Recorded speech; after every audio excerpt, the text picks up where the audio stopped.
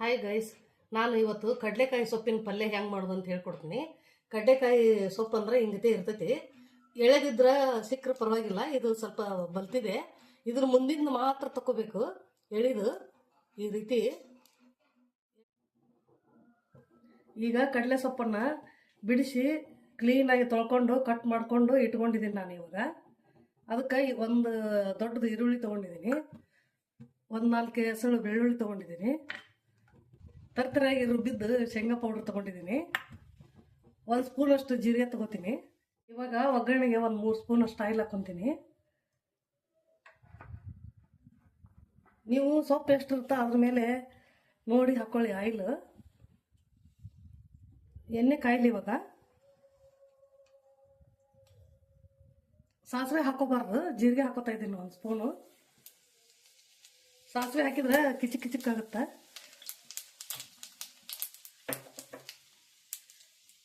ಇವಾಗ ಒಂದು ದೊಡ್ಡ ಈರುಳ್ಳಿ ಹಾಕೊತಾ ಇದ್ದೀನಿ, ಚಿಕ್ಕದಾಗಿ ಕಟ್ ಮಾಡ್ಕೊಂಡಿದ್ದೀನಿ ನಾನು.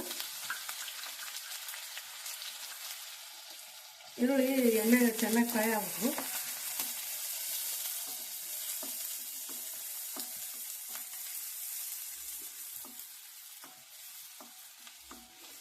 ಇವಾಗ ಒಂದು 4 ಎಸಳು ಬೆಳ್ಳುಳ್ಳಿನ ಜಜ್ಜಿಟ್ಕೊಂಡಿದ್ದೀನಿ ನಾನು, ಹಾಕ್ತಾ ಇದ್ದೀನಿ. ನಿಮ್ಗೆ ಬೆಳ್ಳುಳ್ಳಿ ಬೇಡ ಅಂದರೆ ಬಿಟ್ಬಿಡಿ.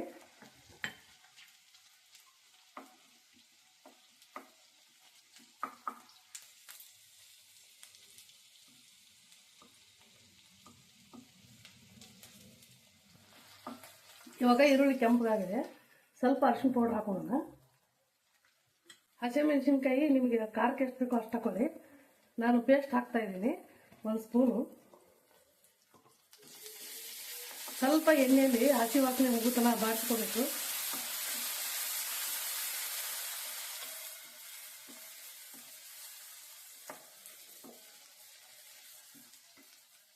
ಇವಾಗ ತೊಳೆದು ಕಟ್ ಮಾಡಿಟ್ಟ ಕಡಲೆ ಪಲ್ಯನ ಹಾಕ್ತಾ ಇದ್ದೀನಿ. ಸೊಪ್ಪು ಚಿಕ್ಕದಾಗಿ ಕಟ್ ಮಾಡ್ಕೊಂಡಿದ್ದೀನಿ ನಾನು. ಉಪ್ಪು ರುಚಿಗೆ ತಕ್ಕಷ್ಟು.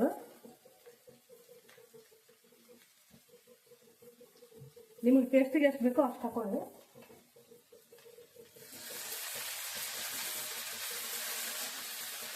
ಚೆನ್ನಾಗಿ ಎಣ್ಣೆಲ್ಲೇ ಬಾಡಿಸ್ಬೇಕು ಫಸ್ಟು, ನೀರೇನು ಹಾಕೋಬಾರ್ದು.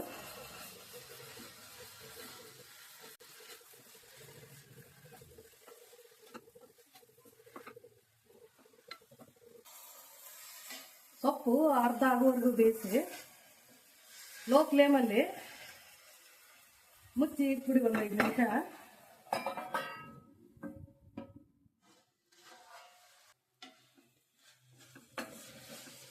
ಇವಾಗ ಬೆಂದಿದೆ ಸೊಪ್ಪು. ಈ ರೀತಿ ತಗೊಂಡು ನೋಡ್ಕೋಬೇಕು. ಈಗ ಮೆತ್ತಗಾಗಿದೆ ನೋಡಿ, ಹಿಂಗಾದ್ರೆ ಬೆಂದಿರುತ್ತೆ. ಇವಾಗ ಆಗಿದೆ. ಇದಕ್ಕೆ ಸ್ವಲ್ಪ ಕಡಲೆ ಬೀಜದ ಪೌಡ್ರ್ ತರಿತರಾಗಿ ರುಬ್ಕೊಂಡಿದ್ದು ನಾನು ಹಾಕ್ತೀನಿ. ಇದು ಇರ್ಲಿಕ್ಕಂದ್ರೆ ನೀವು ಹಸಿ ಕೊಬ್ಬರಿ ಇದ್ರೆ ಹಾಕೊಳ್ಳಿ. ಇವಾಗ ಕಡಲೆ ಸೊಪ್ಪಿನ ಪಲ್ಯ ರೆಡಿಯಾಗಿದೆ. ಇಷ್ಟ ಆದರೆ ಲೈಕ್ ಮಾಡಿ, ಶೇರ್ ಮಾಡಿ, ಸಬ್ಸ್ಕ್ರೈಬ್ ಆಗಿ.